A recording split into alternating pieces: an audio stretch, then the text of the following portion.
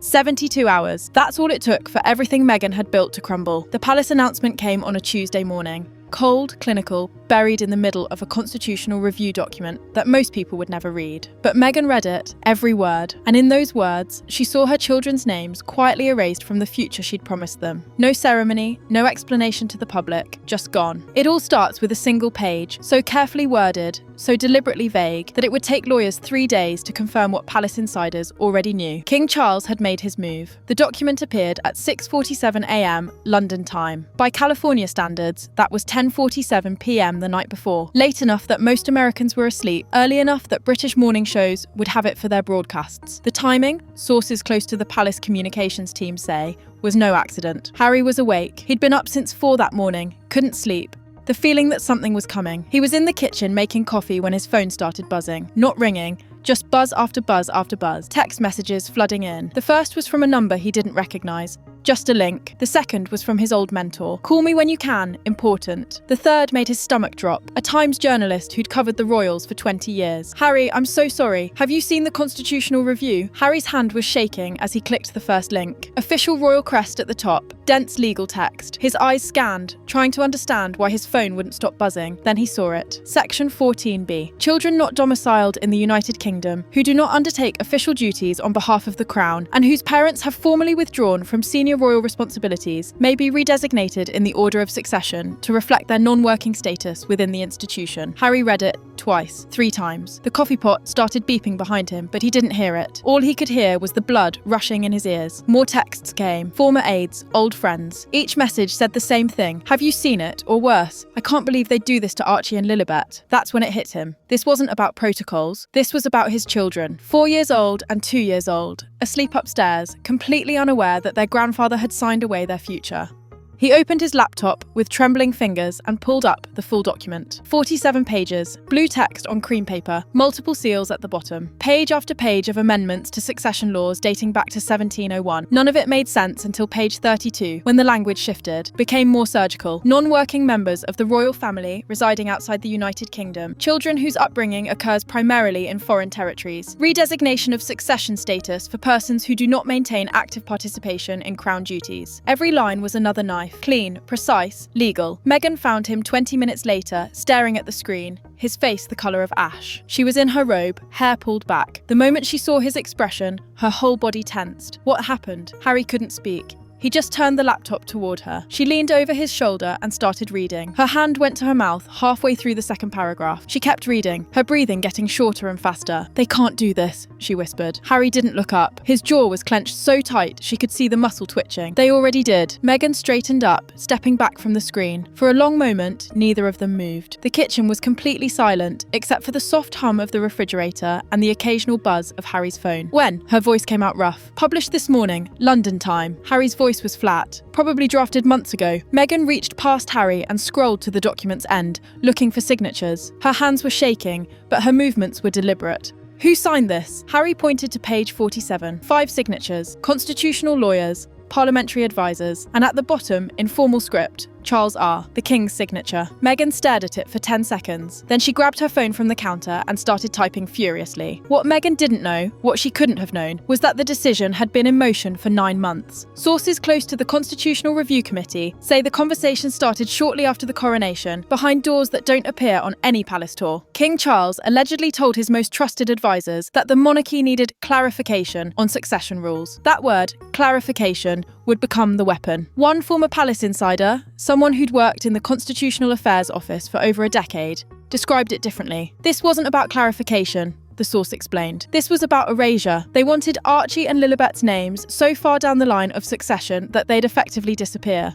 The document that emerged runs 47 pages. Most of it is procedural, updates to protocols established in 1701, amendments to the Succession to the Crown Act. But buried on page 32, in section 14b, there's a clause that changes everything. It states that children who are not raised on British soil, who do not participate in official royal duties, and whose parents have formally distanced themselves from Crown responsibilities, may be removed from active succession consideration. Meghan read that section 11 times. Each time, Her blood ran colder. Active succession consideration. That phrase appears nowhere else in 3 centuries of royal documentation. Sources say it was drafted specifically for this situation, custom-built to target Harry's children without naming them directly. Palace lawyers allegedly spent weeks perfecting the language, making it sound like legal housekeeping rather than what it really was. Harry made the call 3 days later. He reached someone he'd known since his army days, a barrister who'd gone on to specialise in constitutional law. When the man answered, Harry's voice was barely steady. "Can they do this legally?" The silence on the other end stretched too long. "Legally?" the barrister finally said. "Yes, technically, succession is at the monarch's discretion within certain parliamentary guidelines. But ethically?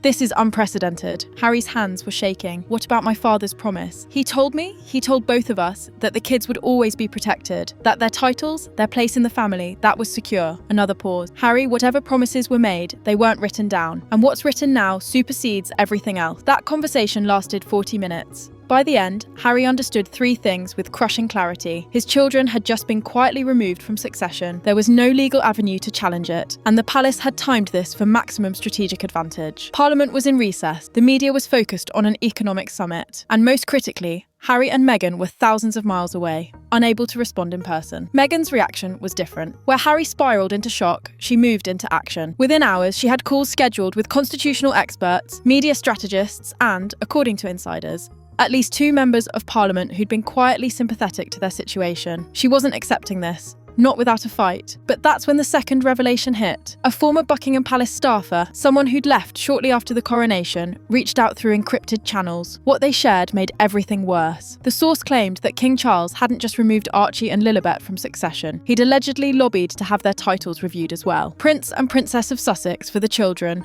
titles that had been automatically granted when Charles became king, were now reportedly under consideration for modification. He wants them to be just Archie and Lilibet Mountbatten Windsor, the source explained. No prince, no princess. He's building the legal framework to strip them of everything. Meghan stared at her phone, reading and rereading the message. This wasn't just about succession order anymore. This was about identity, about whether her children would grow up as royals or as footnotes in a family that had decided to erase them. The timeline started making sickening sense. Last November, palace officials had quietly updated the royal website, moving Archie and Lilibet's names down the succession list. Just a technical reordering, they'd said at the time. In January, there were scheduling conflicts that kept them off the Sandringham Christmas photos. By March, palace briefings to friendly journalists had started using careful language. The children in California, rather than the prince and princess. It had been happening slowly, methodically, and they'd missed it. Harry found Meghan in Archie's room that night, sitting on the floor surrounded by photo albums. Pictures from their wedding, from the pregnancy announcement, from Lilibet's christening in California. The intimate ceremony the royal family had refused to attend. She looked up when he walked in, and he saw something in her eyes he'd only seen once before. The same look she'd had in that South African interview when she'd admitted she wasn't okay. "They're taking everything from them," she said quietly. "Our kids didn't choose this. They didn't ask to be born into this family. And now they're being punished for our choices." The statement from Buckingham Palace came exactly 1 week after the constitutional review was published. 63 words, released at 11:47 p.m. London time. Too late for morning papers, too early for proper evening coverage. It confirmed that adjustments to succession protocols had been implemented to reflect the current structure and active participation of family members in royal duties. Meghan's response was already written. Her PR team had it ready to go. But Harry stopped her from releasing it. "If we respond," he said, "we make it a story. Right now, it's buried in legal documents most people will never read. The moment we push back, it becomes headlines. Meghan furious as children are raised. Is that what you want for them?" She stared at him, and for the first time in their marriage, he saw her look truly defeated. "So we do nothing? We just let them erase our children? We protect them," Harry said. "We tell them who they are. We make sure they know they're loved, they're important, they matter, regardless of what some document in London says." But the silence from California spoke volumes. No official statement came. No media appearances. No carefully staged photos of the family looking unified and strong. Instead, there was just quiet. The kind of quiet that royal reporters know means something has broken that can't be fixed. Behind palace walls, sources say King Charles expressed satisfaction with how the transition had been handled. Clean, minimal press coverage. No dramatic confrontation. Just a constitutional update that achieved exactly what he'd wanted.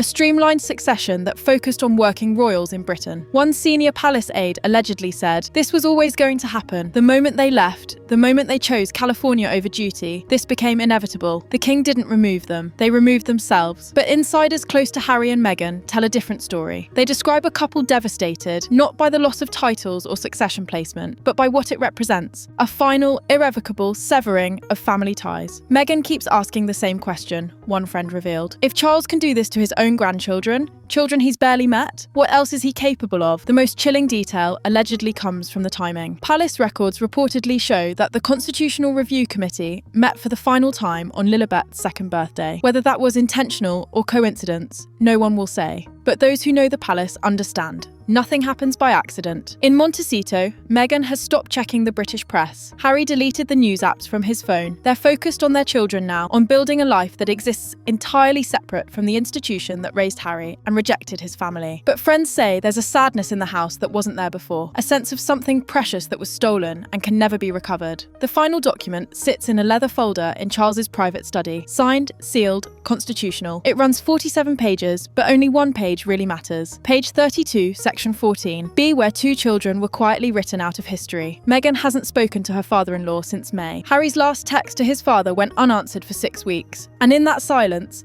in that absence of response, the message became crystal clear. This isn't about succession rules or constitutional housekeeping. This is about power, about who gets to decide which children matter and which children don't. And in the marble halls of Buckingham Palace, that decision has already been made. The cameras show a grandfather king, smiling and waving. The documents tell a different story. One where family comes second to legacy, where love is conditional, where two small children in California learned they weren't British enough, weren't royal enough, weren't wanted enough to keep their place in a family they'd barely had a chance to know. In that silence between London and Montecito, 5,000 miles of distance became permanent. And Meghan, Harry, Archie and Lilibet disappeared from the official line of succession on a Tuesday morning in spring, not with ceremony or explanation, but with 47 pages of legal language and a grandfather's signature at the bottom of page 47. The story didn't end with that signature. It's only just beginning.